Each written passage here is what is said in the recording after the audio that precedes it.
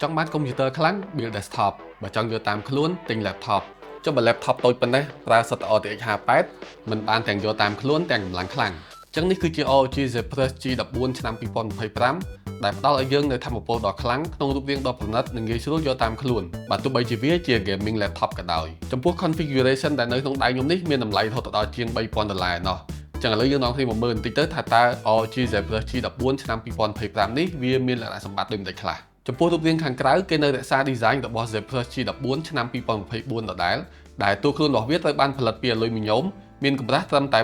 1.59 សង់ទីម៉ែត្រនិងទម្ងន់ 1.57 គីឡូក្រាមតែប៉ុណ្ណោះឃើញរូបរាងហើយនឹងទំហំរបស់វាហើយខ្ញុំសឹងតែអត់ជឿថានៅក្នុងហ្នឹងមាន RTX 58អ្នកនរគ្នាប៉ុន្តែទោះយ៉ាងណាក៏ដោយយើងរងចាំមើលពីប្រព័ន្ធបន្សាបកម្ដៅរបស់វាបន្តិចសិនថាតើវាធ្វើការបានល្អកម្រិតណាបើកម្រាស់របស់វាស្ដើងអញ្ចឹងចឹងនៅក្នុងវីដេអូនេះខ្ញុំនឹងធ្វើតេស្តពីសមត្ថភាពក្នុងការកាត់វីដេអូក៏ដូចជាការលេងហ្គេមខ្លះដែរឲ្យអ្នកទាំងអស់គ្នាបានឃើញជាក់ស្ដែងតែម្ដងប៉ុន្តែមុនដំបូងយើងនាំគ្នាមកមើលពី spec របស់វាបន្តិចសិន ROG Zephyrus G14 លើកនេះប្រើ CPU AMD Ryzen AI 9 HX 370ដែលមាន12 core និង24 threads ចែកចេញជា4 Zen 5 cores រត់ពី2 GHz ទៅ 5.1 GHz និង8 Zen 5C cores រត់ពី2 GHz ទៅ 3.3 GHz ចំពោះ RAM យើងទទួលបានទំហំ 64GB ជាប្រភេទ LPDDR5X ដែលយើងអាចដំឡើងតាមក្រោយបានទៀតទេហើយចំពោះ GPU គឺយើងប្រើ NVIDIA RTX 58 16GB GDDR7 ហើយចំពោះ storage យើងទទួលបាន M.2 2TB ចំណែកអេក្រង់យើងទទួលបាន ROG Nebula Display ទំហំ 14 inch ដែលប្រើ panel ប្រភេទ OLED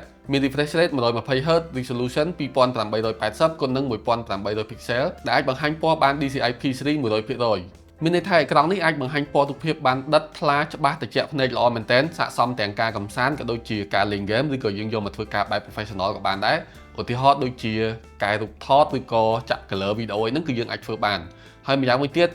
ក្រៅតែពីអេក្រង់ល្អហើយ speaker របស់វាក៏ល្អដែរគឺវាអាចបញ្ចេញសំឡេងបានលឺខ្លាំងហើយបុកបាសល្អទៀតបើខ្ញុំប្រៀបធៀបជាមួយ laptop ដែលខ្ញុំធ្លាប់ធ្វើតេស្តក៏ដូចជាធ្វើវីដេអូកន្លងមកអត់មានមួយណាស៊ីដាច់ G14 នេះទេលើកលែងតែ G16 បងធំរបស់វានឹងទើបសលេងរៀងល្អជាងវា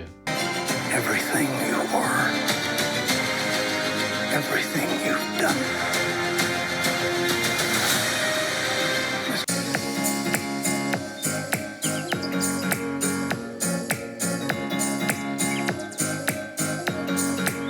ចំពោះតំណភ្ជាប់យើងទទួលបានរន្ធ USB 3.2 Gen 2 Type C ដែលគ្រប់គ្រងមុខងារ Display Port 2.1 និង Power Delivery 3.0 ហើយអាចសាកថ្មបានរហូតដល់ 100W តាមរយៈរន្ធ USB-C នឹងផងដែរបន្ទាប់មកយើងឃើញមានរន្ធ USB 3.2 Gen 2 ជាប្រភេទ Type A 1 Micro SD card reader 1ហើយម្ខាងទៀតយើងឃើញមានរន្ធសាកថ្មជាប្រភេទ DC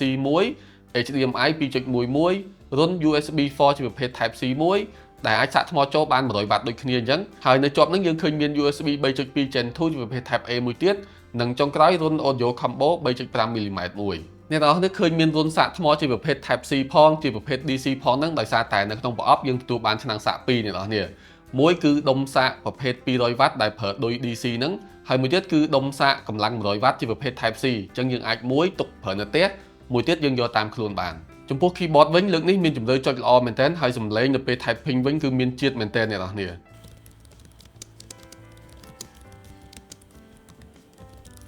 ហ្វេចបាត់ថានេះជា gaming laptop ហើយទំហំតែ14 inch មែនប៉ុន្តែ ASUS អត់ភ្លេចយកចិត្តទុកដាក់ទៅលើគុណភាព trackpad នោះទេ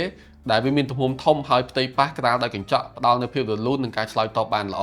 ហើយនេះគឺជាចំណុចដែលពិបាកបញ្យល់ប្រាប់អ្នកទាំងអស់គ្នាមែនទែនលុះត្រាតែមកប៉ះផ្ទាល់ទើបដឹងអញ្ចឹងហើយបានជាខ្ញុំ recommend ឲ្យអ្នកទាំងអស់គ្នាមកចុចមើលផ្ទាល់ដោយខ្លួនឯងឬក៏មកស្ដាប់ speaker វាដោយខ្លួនឯងនៅឯ ASUS Exclusive Store គេមានដាក់តាំង model ហ្នឹងឲ្យអ្នកទាំងអស់គ្នាមើលជាក់ស្ដែងដូចគ្នាអញ្ចឹងឥឡូវកុំឲ្យខាត់ពេលយូរយើងនាំគ្នាមកតេស្តគុណភាពក្នុងការកាត់វីដេអូវិញម្ដងដែលខ្ញុំនឹងធ្វើតេស្តដូចជា playback test ល្បឿនក្នុងការ export ក៏ដូចជាល្បឿនក្នុងការដាក់ effect មួយចំនួនផងដែរអញ្ចឹងមុនដំបូងយើងមកបើក playback test សិនដែលយើង play នៅក្នុង resolution full តែម្ដងហើយវីដេអូនេះគឺទំហំ 6K អ្នកនរគ្នាដែលយើងចាក់ color តិចតួចហើយយើងបង្កើត project នៅលើ timeline ទំហំ 4K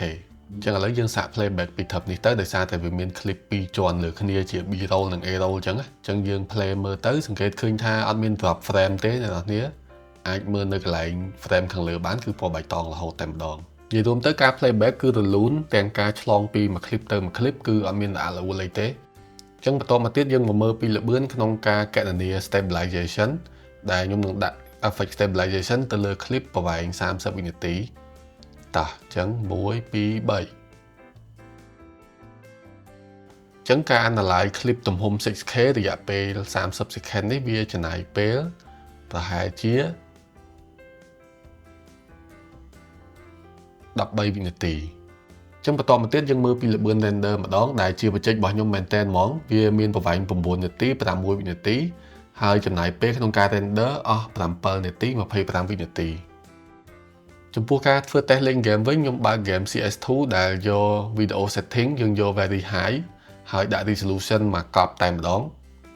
ចឹងដល់ពេលដែលយើងចូលលេងជាក់ស្ដែងជា average គឺយើងទទួលបានប្រហែលជា90ទៅ100 fps តែនេះគឺជា setting មួយដ៏ខ្ពស់មែនទែនអ្នកនរគ្នាចឹងបន្តមកទៀតយើងមកសាក game Nagara Blade Point ម្ដងដែលខ្ញុំដាក់ setting ខ្ពស់បំផុតដូចគ្នាហើយ resolution ក៏កប់ដែរចឹងជាទូទៅគឺទទួលបាន110ជាងទៅ 120T តែម្ដងអត់មានធ្លាក់ក្រោមនឹងច្រើនអីទេនៅសល់ចំណុចមួយទៀតដែលខ្ញុំគិតថាអ្នកនរគ្នាពិតជាចង់ដឹងខ្លាំងតាក់ទងទៅនឹងថាមពលថ្មហើយនឹងការឡើងកម្ដៅរបស់វាអាចនិយាយខ្លីៗទៅគឺវានៅតែជា gaming laptop ដែលយើងត្រូវការយកឆ្នាំងសាកតាមខ្លួនដដែលទេចំពោះថាមពលថ្មបើសិនជាយើងធ្វើការងារស្រាលៗដូចជាបើកអ៊ីនធឺណិតឬក៏មើល YouTube អីយើងអាចប្រើបានចន្លោះពី7-8ម៉ោងអត់បញ្ហានោះទេប៉ុន្តែចំពោះករណីដែលអ្នកនរគ្នាលេង game ឬក៏យកទៅធ្វើការងារធ្ងន់ៗដូចជាកាត់វីដេអូជាដើមខ្ញុំអាចនិយាយបានថាយើងអាចប្រើបានក្នុងរយៈពេល2ទៅ4ម៉ោងទៅតាមទំហំការងារក៏ដូចជាទំហំ game ដែលយើងកំពុងលេងនិយាយមែនតើទៅបច្ចេកវិទ្យា laptop គឺវាអត់ទាន់អាចដើរទៅដល់កម្រិតមួយដែលយើងធ្វើការងារធ្ងន់ៗលេង game ឬក៏កាត់វីដេអូដោយអត់ទាន់ប្រើឆ្នាំងសាកបាននៅឡើយទេប៉ុន្តែបើយើងនិយាយពីបញ្ហាឡើងកម្ដៅវិញអ្នកនរគ្នាតួខ្លួន laptop ពេលដែលយើងធ្វើការងារធ្ងន់ៗក៏ដូចជាលេង game យើងស្ទាបទៅគឺពិតជាក្តៅមែនប៉ុន្តែនេះគឺជាសញ្ញាធម្មតាទេមានន័យថាកម្ដៅត្រូវបានបណ្ដេញចេញមកក្រៅបានល្អព្រោះថាខ្ញុំបានឆែកមើលសីតុណ្ហភាពរបស់ CPU ក៏ដូចជា GPU ដែរយើងសង្កេតឃើញថាវាមានការគ្រប់គ្រងបានល្អកម្ដៅដេញចេញមកក្រៅមិនឲ្យវាឡើងដល់កម្រិតមួយដែលវាមានបញ្ហាទៅដល់ hardware ឬក៏បញ្ហារអាក់រអួលទៅលើ performance របស់វានោះទេចំពោះសំឡេងកង្ហារវិញគឺវាអាស្រ័យទៅលើការប្រើប្រាស់ជាក់ស្ដែងដូចគ្នានៅពេលដែលឡើងកម្ដៅខ្លាំងកង្ហារក៏វាវិលខ្លាំងដូចគ្នាប៉ុន្តែករណីដែលអ្នកនរគ្នាត្រូវការប្រើ laptop ហ្នឹងនៅក្នុងស្ថានភាពឬក៏កលៈទេសៈណាមួយដែលយើងអត់ចង់ឲ្យឮសំឡេងរំខានខ្លាំងយើងអាចជ្រើសរើស fan profile ទៅតាមចិត្តយើងបានទេយើងចង់ឲ្យវាវិលខ្លាំងវិលតិចគឺទៅតាមចិត្តនៃការកំណត់របស់យើងសរុបមកនេះគឺជា gaming laptop មួយដែលយើងអាចនិយាយបានថាវាគឺជា laptop តែមួយគ្រឿងប៉ុន្តែយើងអាចធ្វើការបានច្រើនយ៉ាងមិនថាកម្សាន្តលេង game ធ្វើការឬក៏យកតាមខ្លួនអីទេអត់មានបញ្ហានោះទេហើយសូម្បីតែរូបរាងរបស់វាក៏មិនអួតគេខ្លាំងថាម្ចាស់វានឹងគឺជាអ្នកលេង game ខ្លាំងពេកដែរប៉ុន្តែបើយើងនិយាយអំពី spec laptop នេះខ្ញុំហ៊ាននិយាយថាយើងប្រើ 4-5 ឆ្នាំទៅមុខទៀតក៏នៅតែជា laptop ដែលខ្លាំងសម្រាប់ពេលអនាគតដូចគ្នាអញ្ចឹងខ្ញុំនៅតែណែនាំអ្នកនរគ្នាឲ្យទិញ laptop ដែលមានការធានាផ្លូវការពីក្រុមហ៊ុនបើសិនជាយើងមានគម្រោងក្នុងការប្រើរយៈពេលយូរអង្វែងអញ្ចឹងណាអញ្ចឹងរបស់ដែលមានការធានាផ្លូវការពីក្រុមហ៊ុនយើងមាន perfect warranty ក៏ដូចជា international warranty អញ្ចឹងការប្រើប្រាស់របស់យើងគឺមានភាពកក់ក្ដៅមួយកម្រិតទៀតហើយចំពោះវីដេអូនេះគឺមានតែប៉ុណ្្នឹងទេយើងនឹងជួបគ្នាវីដេអូក្រោយបាយបាយ